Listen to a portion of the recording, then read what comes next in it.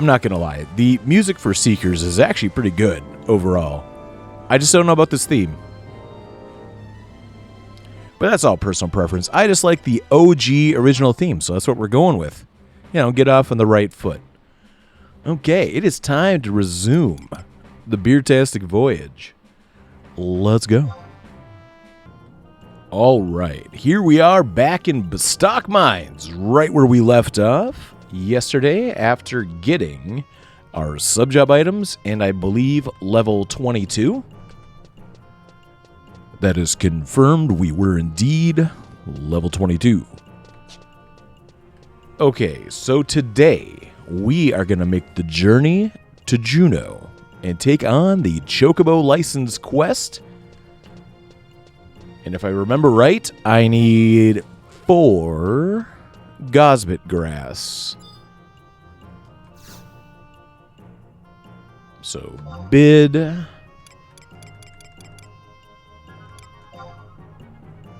Wait. I remember this one was always super hard to find. It's under weapons, ammo, pet items. Which, of course, that's where you would keep the Gosbit grass, I guess. 10,000? Oh my god. Okay. I guess we need to go sell some more Acheron shields. Huh? Because I have a small brain, I have this bad habit of manually running everywhere when I could have just teleported from right near the auction house to this crystal right here. But it's okay. It's whatever. I guess I just like to extend my travel time as far as possible. Which is actually the subject of the day because we're going to get our Chocobo license, which is going to get us our mounts, which is going to reduce the amount of time we spend traveling. Okay, we need at least 1 Acheron shield because I need 40,000, which I think we can afford exactly 1. That is correct. I'd like to spend 2,700 sparks to get 1 shield, and then I think I'll be fine on my bone armor, but can I upgrade my axe? That might be a no. I might not be able to upgrade my great axe. Great sword, axe, scythe. Huh. Well, I guess I'm actually stuck with this. You know what? I'm going to buy this chainmail body piece. Because it actually has a lot of sentimental value. Alright, I'm going to pick up these Gosbit grasses.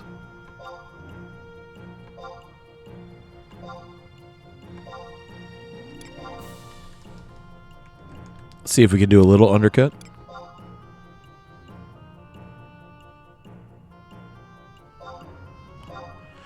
Always check for the undercut, boys. Always check for the undercut.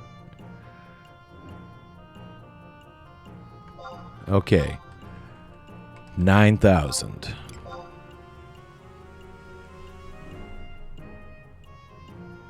Dang. Well, we got a deal on 1. We got a deal on 1.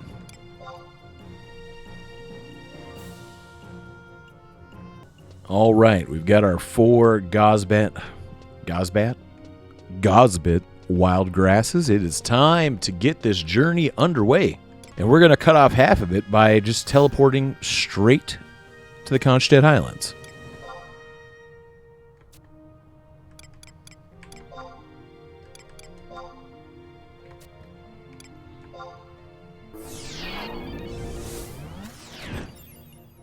Dang it. I forgot to buy my maps. Oh well. It's fine. I think I know where I'm going. You might have heard me mention back when I was talking to Izakoth about how the chainmail armor actually has sentimental value to me. And the reason for that actually ties into the very beginnings of this game. I was leveling up my warrior just outside of the city gates in Bestock Mines. And I was out there, you know, I was fighting an enemy. I'm not actually going to fight this guy, but I was doing the thing where I was trying to move left and right to avoid getting hit by him, and I kept tapping this button, and I wasn't understanding why it wasn't taking extra swings, because I didn't, at the time, this was like, I'm level 2 or 3 or whatever, and I couldn't figure out why I couldn't hit the guy faster. I didn't realize that it was all about, your weapons delay and stuff like that. And this level 50-something white mage comes out there and sees me doing that, and I'm sure he chuckled to himself, oh my god, it's a Tremoram.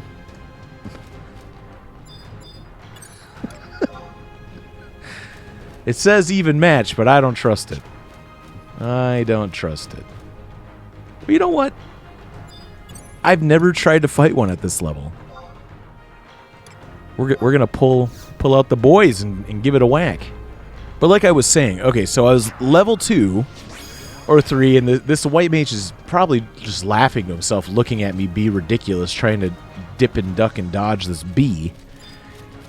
And he just felt sympathy for me, I think, and saw a new adventure out there and wanted to help me out. So he asked me if there was any gear I really wanted. I'm looking out for that ambusher. What are you doing, bud?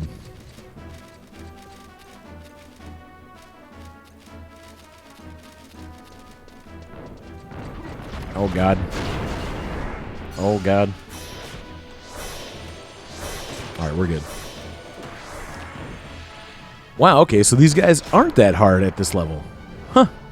The more you know. All I know is they will ruin your day at level 10.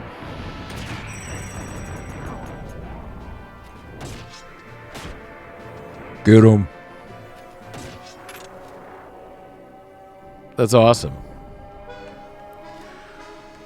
Later, Rammy boy.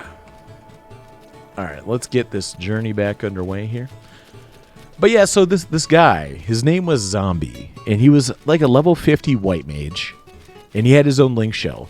And he's out there looking at my noob ass trying to bounce around and avoid getting hit by a bee and trying to take extra swings, and I just keep switching target because I keep hitting enter thinking that's doing something.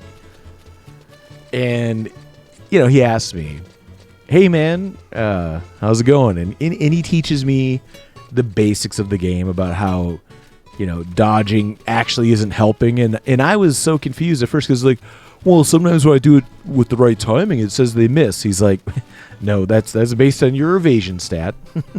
You're actually not doing anything.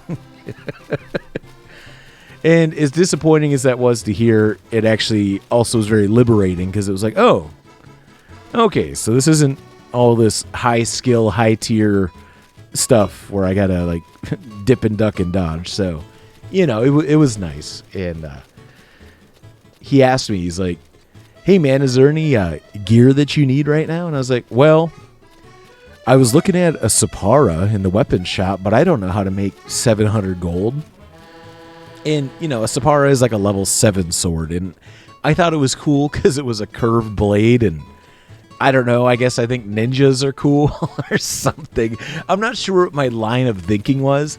I just remember that was the item I wanted super bad. And he asked if there was anything I needed for gear, and I was like, well, that's what I got my eyes on. And he's like, are you sure? I was like, yeah. He's like, all right. And this dude, he just went and bought me a Sapara and said, well, when you get level 7, at least you're equipped. And I didn't know how to feel about it. I was just like, oh my God, you just gave me something that was worth 800 gil. Like, are you sure? And I was so floored by the idea that someone would just give another person an item, and he said, yeah, really, it's nothing. And my mind couldn't understand because at that point, I think I had the original 60 gil that you start with. So needless to say, I was completely shook and I just didn't know how to take it. But when he gave me the item in the trade menu, I didn't even realize you could actually trade your trust. That's crazy. Anyways, when he gave me the item, he had the Sapara right there. And then right here, there was a link pearl. So at level 3, flopping around outside the gates of Bestock Mines, right there in South Gustaberg. This kind-ass dude just sees me being ridiculous. And I don't know why, but I'm actually getting a little emotional talking about this because that meant so much to me. And it probably meant literally nothing to him because, like he said, he had a craft up, and he had he ran his teleport taxi business. And the fact that I don't know why he was there or how our paths crossed, but the fact that he went out of his way to do something so kind for me meant a whole lot. And I was eventually able to pay it forward years later, like a year later, when I was a level 75 paladin. I would go out to the dunes and spend my time running around and giving raise to parties that needed it. And killing all of the links at the zone, because that was before they had patched that out. So I felt like I was giving back in my own small way. And that's something that is definitely gone from the game now, is people really paying things forward and being kind to each other just for no reason. It still exists. It just, I remember that was some people's entire purpose of playing the game. They would shout that they're running a free teleport taxi or whatever, And I do miss that. I do miss that part of the community. But anyways, that's way further in the story than I was even talking about. So here I am, my level 3 warrior. I just got my Sapara. I eventually level up enough, and once I get around level 8 or 9, I mention how the experience points are going way down, and how, what should I do? And that's when I get told about going to the dunes. And I get told how to get there, and, I get asked, do I want an escort? And I'm like, no, I'll figure it out. And I eventually get out to the dunes, and I start leveling up, and I just realized there's a whole bunch of critter sounds out here. Okay, we're level 22, so apparently this stuff isn't going to be much of a threat, but I'm still going to... Ooh. Hello, Mr. Gubu. Still going to take it easy. But so I make my way out to the dunes, and I'm leveling, and I eventually get high enough where I need to go to Kazam. And I had gotten my sub-job, and I had leveled up my sub-job, which was Monk at the time. I leveled up my sub-job to, I think, level 20 or so also. So both jobs, Monk was good to go to Quiffam Island, and Warrior was good to go to Kazam. So me and a couple of my Link Shell mates, we went and farmed up our Kazam keys, and we get on out there, and we're leveling up and everything, and I'm out there, and I'm still wearing, this armor. I'm still wearing, a bone harness, and I think I had, the lizard gloves, and I look like a hot mess, And I had another chance meeting with our Link Shell leader, with Zombie, and he saw me running through Jeuno, and he saw what I was wearing, and he saw what level I was, and he was like, dude, what are you wearing? What is that? And I was like, well, it's all I can afford, man. I still don't know how to make money in this game. And he's like, okay, well, when you get back, check your delivery box, And he had just finished leveling up Ninja to 30 or something, and inside my delivery box was an entire suit of this chainmail.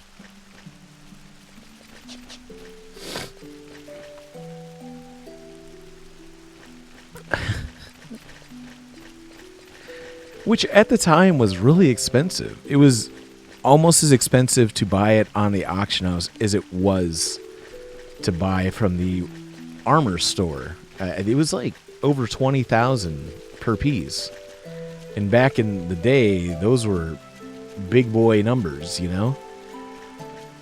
And I couldn't believe it. I was like, bro, no. There's no way I can take this.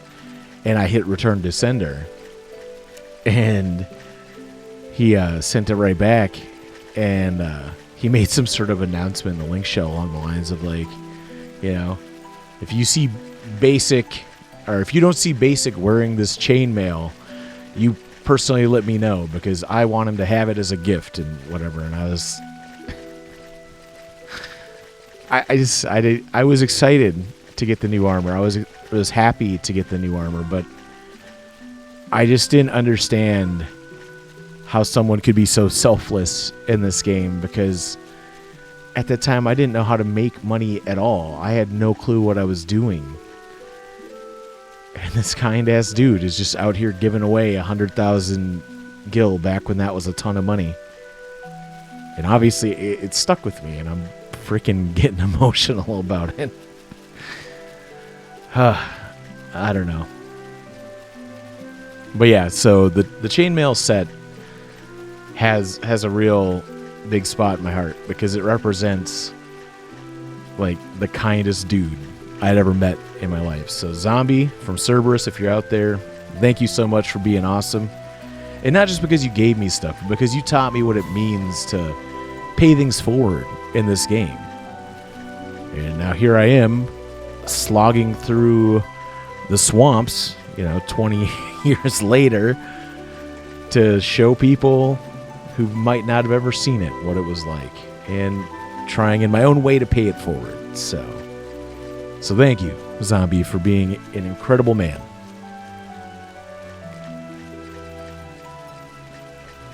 All right, that is enough sentimental shenanigans. How about how dangerous these swamps are, huh? All these Quadovs and Malboros and Gubus and stuff. I'll never forget the first time I came here and I saw, all of the rascals in here. I was like, oh, more Quadovs. Being from Bastock, I was used to them, but I was like, oh, they get even bigger and they get even harder. But then I saw a Malboro and I saw a Gubu and I was like, what are those? And because I don't have a map, I'm following my own advice from the guide, and I'm just sticking to the road, and I'm hoping that will get me where I need to go. It was also the first time I had seen a crawler, but they're just adorable. I mean, look at that guy. I like their little lips. Yes, this thing scared me.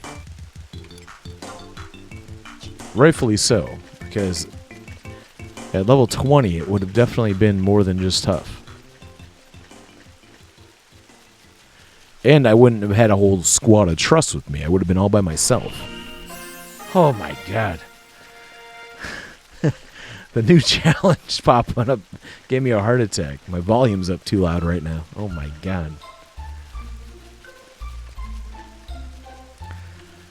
So I know from experience that the road stops right there, but this continues on.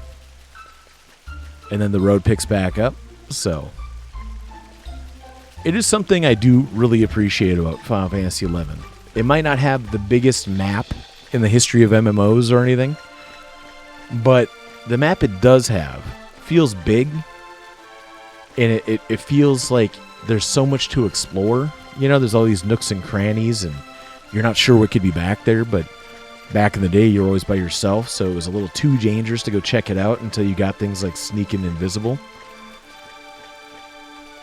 So it's like the greatest illusion ever, because the map isn't really that big. Well, now we're at a weird crossroads, because I don't remember if I need to go this way. Oh, hi. But I think I need to keep going east.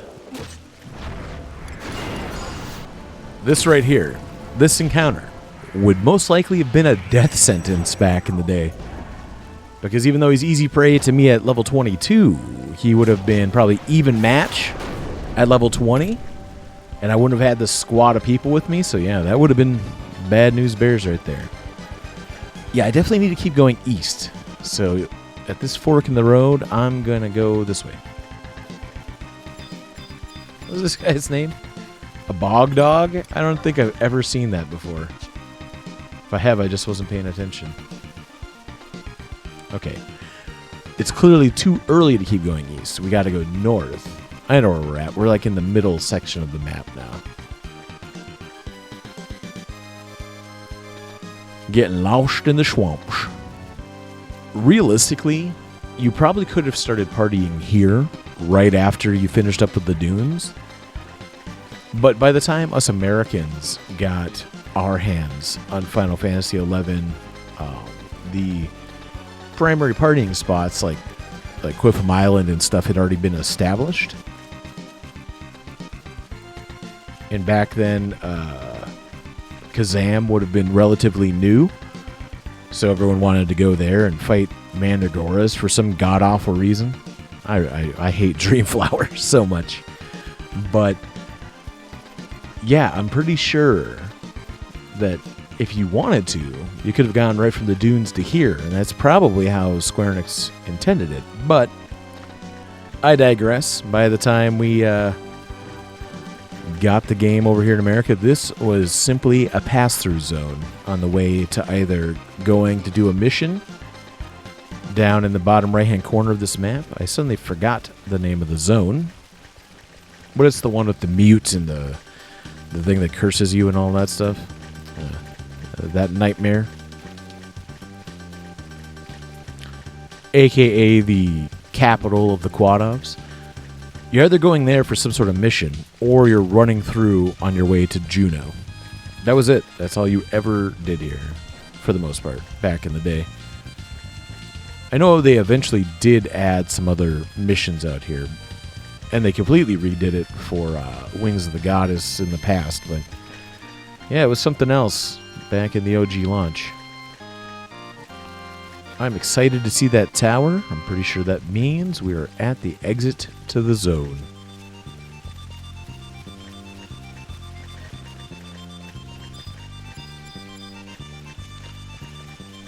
In my last video, I called this an outpost warp, and I know that it's not truly an outpost warp. I know it's the survival guide warp at the outpost, but these have definitely made the outpost warps irrelevant. And I kind of miss that. It was always exciting to see what crazy region your server had managed to take over. It was always a delight to see if you like looked down at Suruta Baruta and you saw it was like taken over by Sandoria or Bastak, or, you know, same thing with Gustaberg or whatever. If the starting zone's region wasn't controlled by the home nation, it was always a, oh my god, I need to do that outpost warp right now type of situation, you know? Because back in those days, you were willing to do crazy missions and whatever it took to reduce the travel time. Hence why we are going to get the Chocobo license right now. Yeah, but it's also a testament to the world design that they incentivized those things, that you wanted that.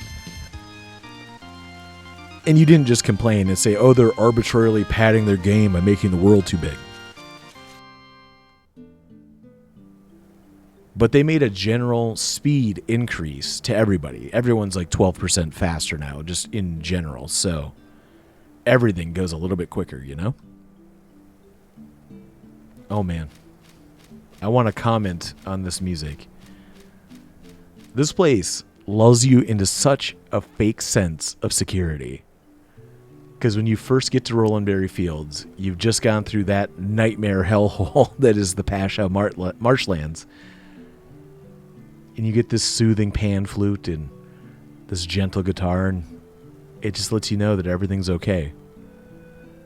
But really, it's not okay. You are far from okay when you're in Rolandberry Fields. Everything here wants to kill you, and it's all high enough level to do it as well. And I see a chat from a Pururu, so apparently I'm in Unity chat. It's time to redeem that. Let's go.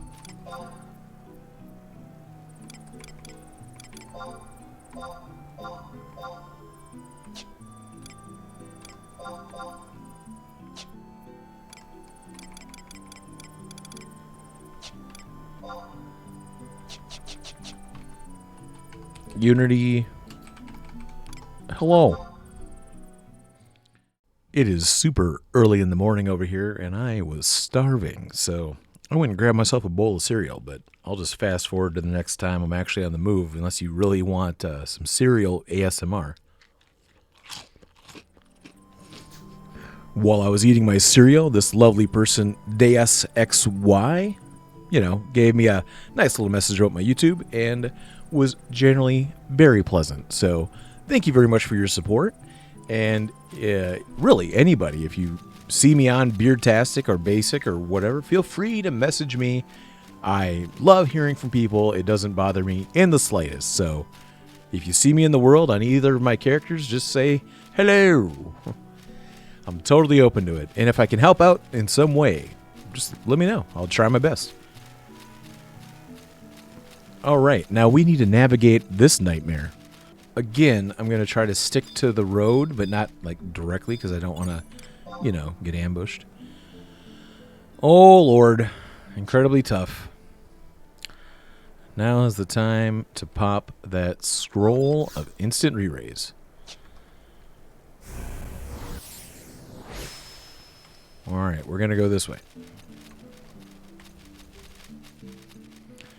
Quadovs are sound aggro. Oh my, what is this gauntlet in front of me? They are playing zone defense, bro. Hold up. No. No. Stop it. Oh, a hole in the line. A hole in the line. Let's go. Shoot the gap. I think Goobus are sight aggro. Oh my gosh. That was ridiculous. I'm 10 feet into the zone and I'm already having to deal with massive ambush potential. But like I was saying, gonna stick to the road because I know this eventually leads to Jeuno. God, I feel like Snake having to sneak through here. Where's my cardboard box? No. Ah.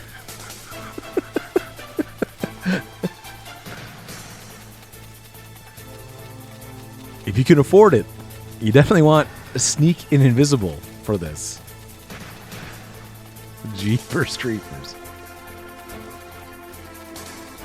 I can't believe that quad up didn't aggro me. I was probably within pixels of being close enough for this sound aggro to hit me.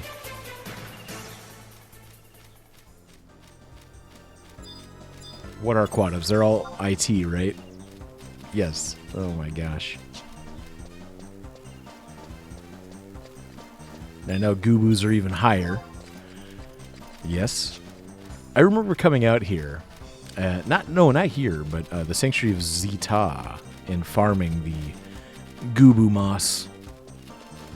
Which I guess is pretty messed up, because you're like scalping them, right? That's a yikes. I do like this little bit of world building here, establishing that there are places with fields. And therefore, you can ask the age-old question of what do they eat? There was a whole video about this by a guy named Mr. B-Ton. He did a really awesome video about Fallout, talking about in Fallout 3, what do they eat? Because there was no farms around any of the towns, And they actually solved that in New Vegas by putting farms out there.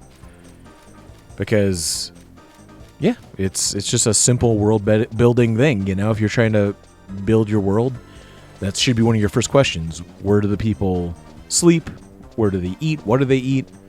You have to ask all the basics, and if you can make all that logic make sense, then your world is sound. Ugh. This Garnet Quadov casting Aquavale scared the life out of me.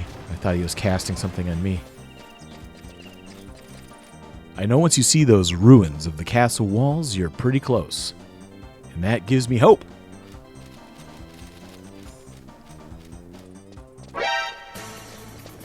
Oh my god. I didn't even notice this one. Oh Lord. Help. Help, Val. Get him off of me. Run away.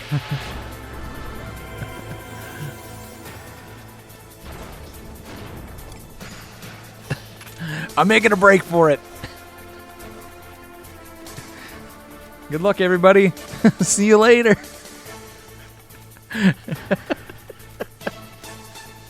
Oh god, they all caught up to me. Does that mean the goblin's on his way too? Or did he already Jaeger? Oh no, he's coming. He's coming. He's coming and he's angry.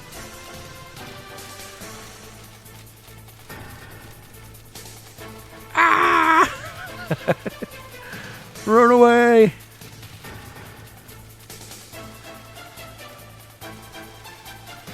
Oh, what's that old macro?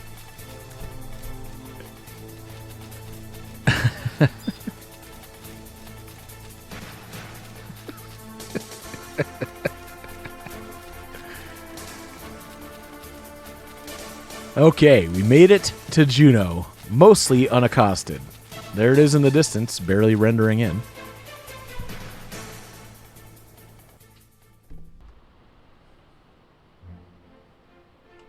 Ah, the Jeuno music.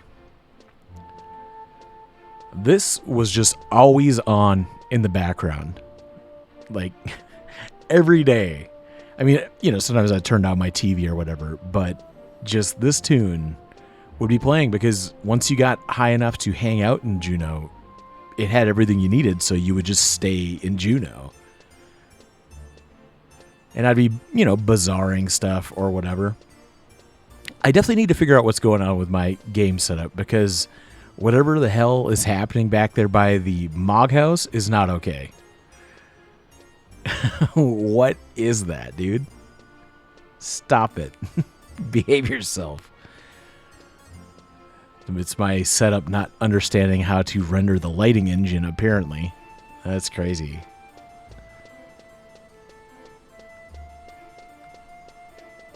But yes, just having this music on all the time in the background, so relaxing. Such a nice little tune.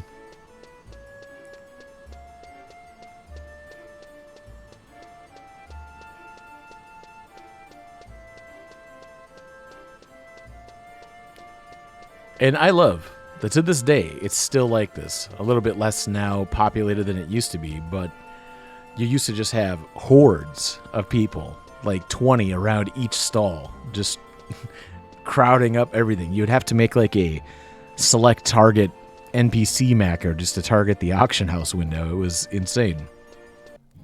Actually, I was just looking at the time, and we're going to have to call it here today because I've got to go. But we've made a much progress today. We made it all the way to Jeuno, and we picked up our Gosbic grass. So next time, I will be able to get on and stuff that chocobo to the brim and get that chocobo license.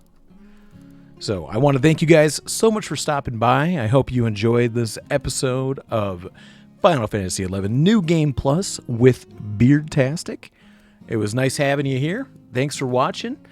And until next time, I've been Basic Guardian. I'll catch you in the next one. Toodaloo!